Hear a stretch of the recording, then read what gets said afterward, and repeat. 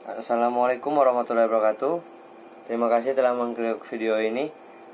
Sebelumnya izinkan saya untuk memperkenalkan diri. Perkenalkan, saya Ahmad Aulia Akbar, Sambuk F551 19090. Kali ini saya akan menjelaskan mengenai apa sih API itu dan API Gateway Microservices dan Microservices. Nah, langsung saja kita ke presentasinya dan penjelasannya.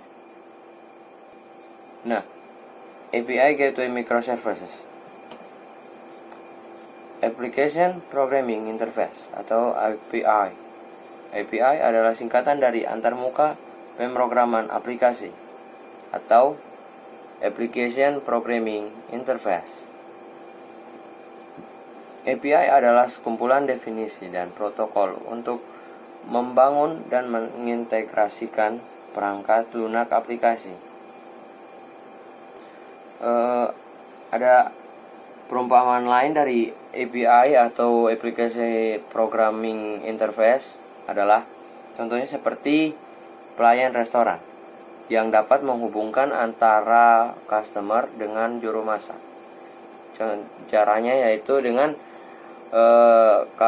pelayan restoran yang memberikan menu makanan ke customer. Kemudian customer memesan makanan ke pelayan restoran dan disampaikan ke juru masak. Habis itu, setelah masa makanannya selesai, diantarkan oleh pelayan restoran ke customer. Lanjut, dapat menyederhanakan pengembangan aplikasi, menghemat waktu dan uang saat Anda merancang alat dan produk baru atau mengelola yang sudah ada. API memberi Anda fleksibilitas dalam menyederhanakan desain, administrasi, penggunaan, serta memberikan peluang untuk inovasi. API juga kadang-kadang dianggap sebagai kontrak dengan dokumentasi yang mewakili perjanjian antara para pihak. Fungsi-fungsi API. Jika Anda ingin menyematkan perambahan web untuk menampilkan satu atau beberapa laman web, misalnya Anda tidak harus memprogram perambahan web Anda sendiri dari awal hanya untuk aplikasi Anda. Anda hanya dapat menggunakan WK Web View API untuk menyematkan objek browser WebKit atau Safari di aplikasi Anda. Jika Anda ingin mengambil foto atau video dari kamera iPhone, Anda tidak perlu menulis antarmuka kamera Anda sendiri. Anda menggunakan API kamera untuk menanamkan kamera bawaan iPhone di aplikasi Anda. Jika API tidak ada untuk mempermudah metode ini, pengembang aplikasi harus membuat perangkat lunak kamera sendiri dan menginterpretasikan input perangkat keras kamera. API Gateway. API Gateway merupakan gerbang dari beberapa API, bertugas sebagai manajemen API, merge beberapa API, authentication API, dan lain-lain. API Gateway adalah aplikasi atau server yang bertindak sebagai single entry point pada sistem yang kita bangun. Dalam hal ini adalah aplikasi yang kita bangun dengan arsitektur microservices. Selain itu, API Gateway juga bertindak sebagai middleware, sehingga sistem internal yang kita bangun di belakangnya bisa kita enkapsulasi.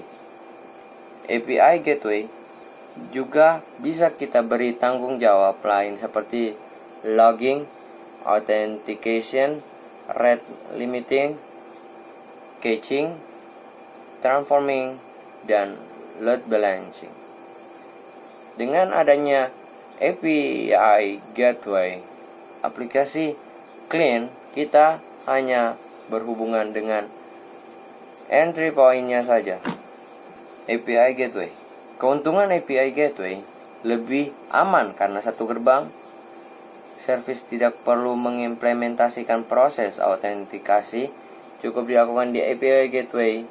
API Gateway juga bisa digunakan sebagai load balancer, bisa digunakan sebagai rate limiter, bisa digunakan sebagai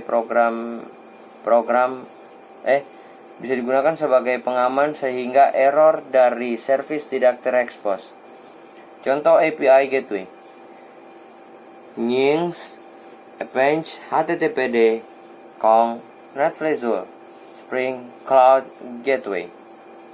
API Gateway Microservice. Berbicara mengenai API Gateway, maka kita tidak terlepas dengan pembahasan microservice. Microservice itu sendiri sebenarnya adalah kumpulan dari beberapa service atau kumpulan dari beberapa API. API ini biasanya berbentuk REST API menggunakan protokol HTTP. Microservice sendiri sebenarnya berasal dari monolithic yang telah dipecah. Monolithic adalah aplikasi sehari-hari ya kita kembangkan, di mana semua modul terdapat di dalam satu aplikasi yang sangat besar. Microservices adalah sebuah pendekatan untuk mengembangkan aplikasi dengan rangkaian service-service yang kecil, di mana setiap service berjalan pada prosesnya sendiri-sendiri. Kumpulan service-service ini bila saling berkomunikasi dapat menjadi sebuah sistem yang besar dalam implementasinya. Secara sederhana kita harus memecah aplikasi yang ingin kita buat secara spesifik atau rinci dari sisi fungsionalitasnya, sehingga fungsi harus mampu bekerja secara independen dan fungsi-fungsi tersebut dapat dibangun menggunakan teknologi berbeda-beda sesuai dengan kebutuhan, sehingga sangat memungkinkan akan terdapat banyak teknologi dalam satu aplikasi besar. Microservices memperkuat struktur modular yang sangat penting bagi tim yang sangat besar. Menurut Martin Fowler, ini adalah key benefit yang juga aneh jika dikatakan kelebihan, karena tidak ada alasan apapun mengapa microservices memiliki struktur modular yang lebih kuat daripada monolithic.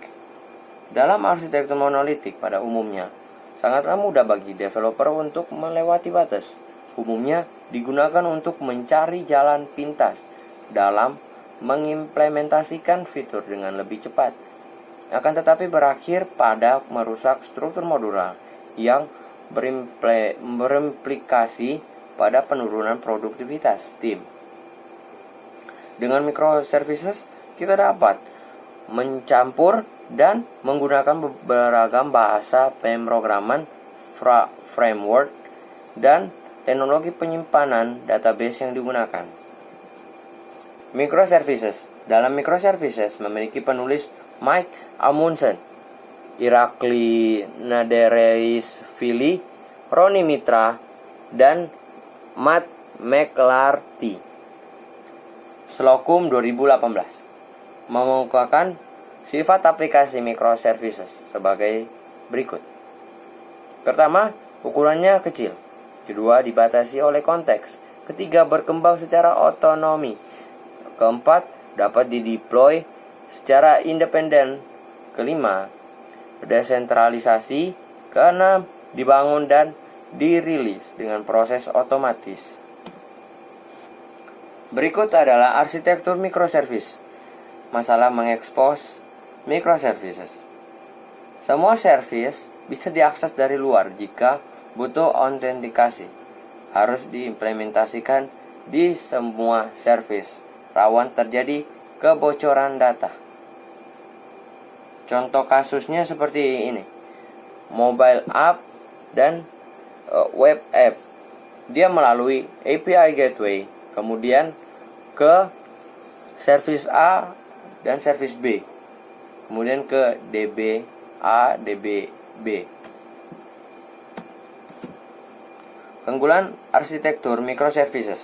Pertama, microservices memberikan fleksibilitas bagi developer untuk menentukan tools yang akan digunakan untuk mengimplementasikan sebuah service tanpa harus memaksakan tools tersebut untuk digunakan pada service-service lainnya.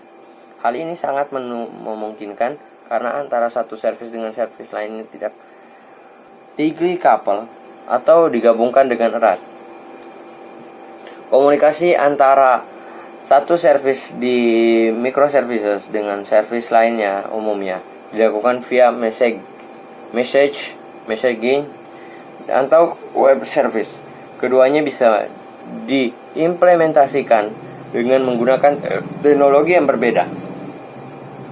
2. Microservices memungkinkan tim splitting dilakukan dengan mudah. Satu tim yang menangani sebuah microservices bisa dengan mudah memisahkan dari tim lainnya karena mereka tidak berbagi kode base dan hanya terikat dengan interface yang didefinisikan di dalam service-service tersebut. Ketiga, memisahkan fungsionalitas dalam service-service terpisah. Jadi service-service tersebut terisolasi satu sama lain. Dengan kata lain, resiko dan problem dalam satu service akan lebih mudah dilokalisir. Termasuk di dalamnya adalah permasalahan dengan legacy system atau sistem warisan. Keempat, microservices memungkinkan perbedaan profile satu service dengan service lainnya, terutama yang terhubung dengan scaling up. Nah, berikut kelebihan dari microservices. Pertama, aplikasi scalable, secure, dan reliable. 2. Tidak ada hambatan dalam menggunakan teknologi baru. 3. Setiap service berdiri sendiri. 4. Maintenance-nya lebih mudah. 5. Setiap tim developer dapat mengembangkan setiap servisnya tanpa ada mengganggu servis yang lain. Kekurangan microservices: ketika satu entity pada database berubah, maka setiap entity yang sama di setiap database service harus diubah. Untuk beberapa kasus sulit untuk menerapkan perubahan service, jadi perlu perancangan yang matang. Ketiga, development yang kompleks, perlu konfigurasi untuk menjalankan setiap service karena memiliki runtime yang berbeda. Tidak seperti aplikasi monolitik, tinggal upload, deploy, dan beres. Keempat, perlu automation yang tinggi dalam melakukan deployment.